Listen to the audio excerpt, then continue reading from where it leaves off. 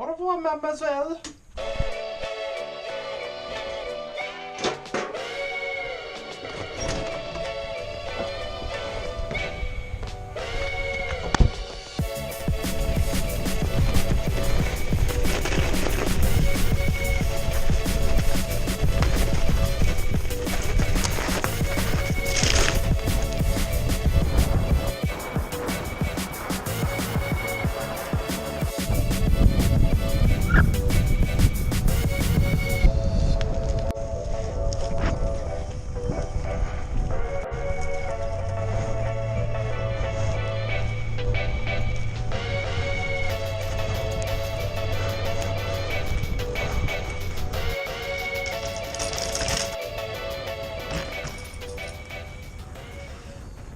So here in Nova Scotia, we do have a helmet law, and there's a lot of stuff starting to pop up trying to like maybe get rid of it, or there's a lot of heat about the fact that there is a helmet law. And you know, I can kind of understand both sides of the story, but man, I kind of agree with both sides.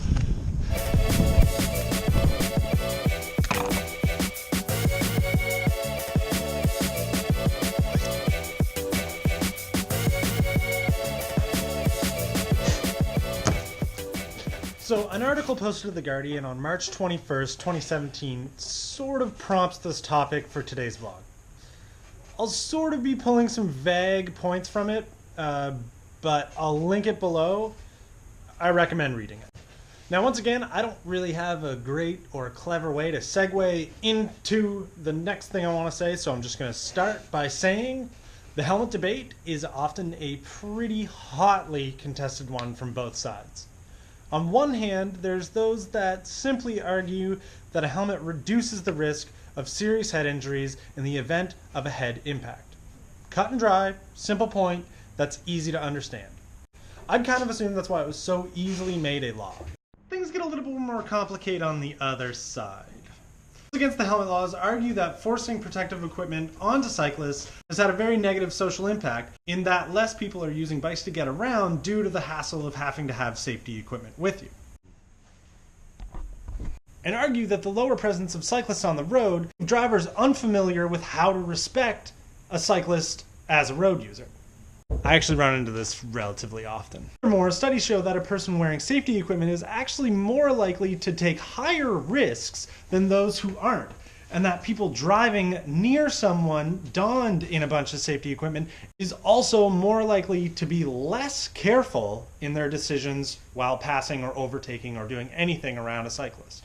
So with all these points added up, it's apparently found that the number of serious cycling-related injuries has not actually gone down after the helmet laws were imposed.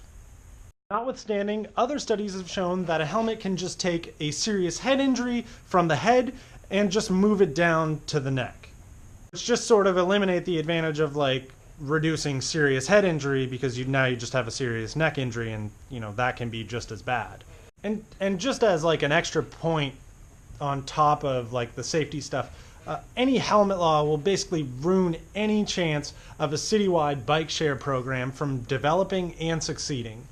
Most people who are going to go into a bike share program aren't going to really bring a helmet with them. It's just sort of difficult to like have helmets there for people to use for different head shapes and sizes, and you know that's just sort of tough.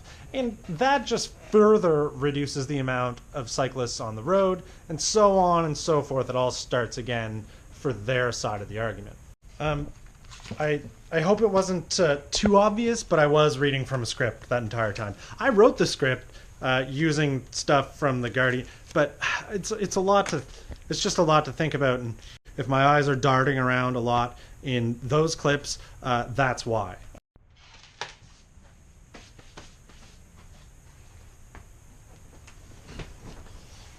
Okay, so those are the two basic arguments. I mean, one's more basic than the other. The other one has a lot of studies, a lot of stuff, you know, thrown in there, a lot to think about.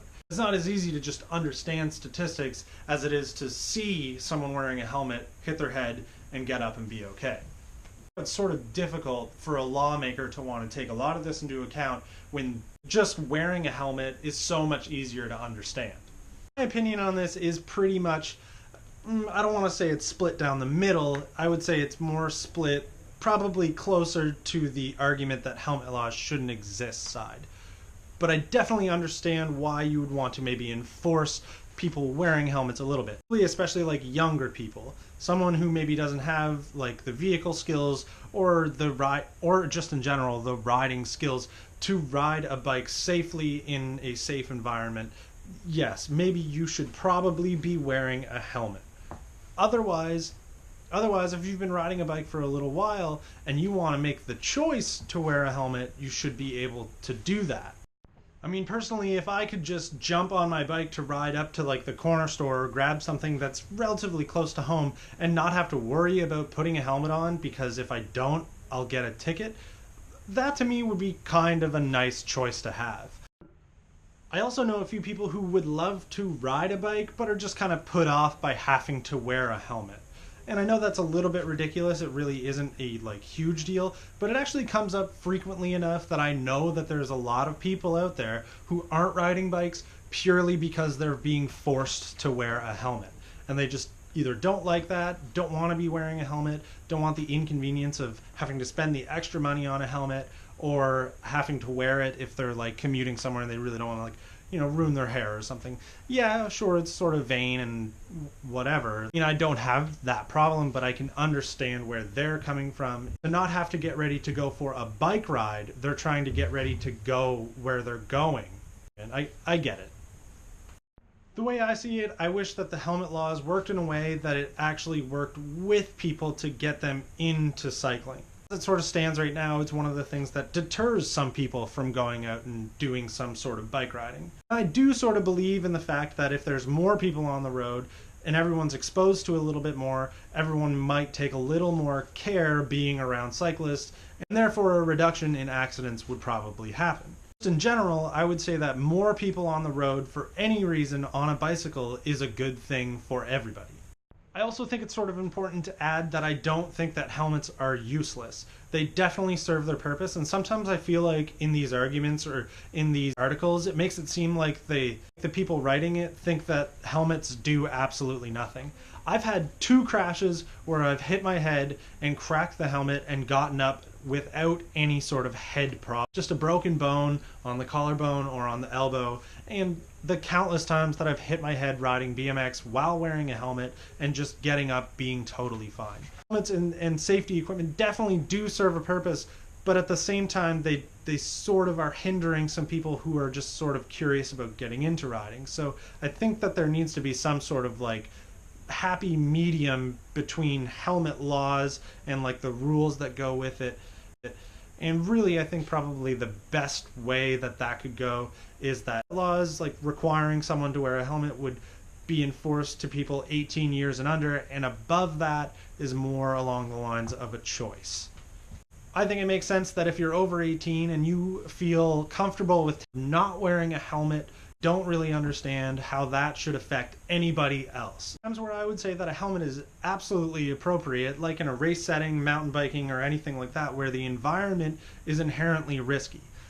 I really don't think that riding in an urban environment should ever really be considered risky, like going out and riding for sport.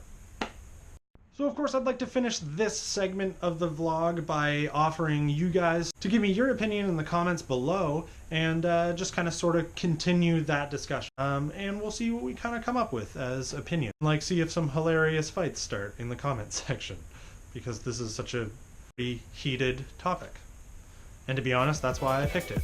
I actually stayed late to make this video, so 3rd day of Burger Week coming up.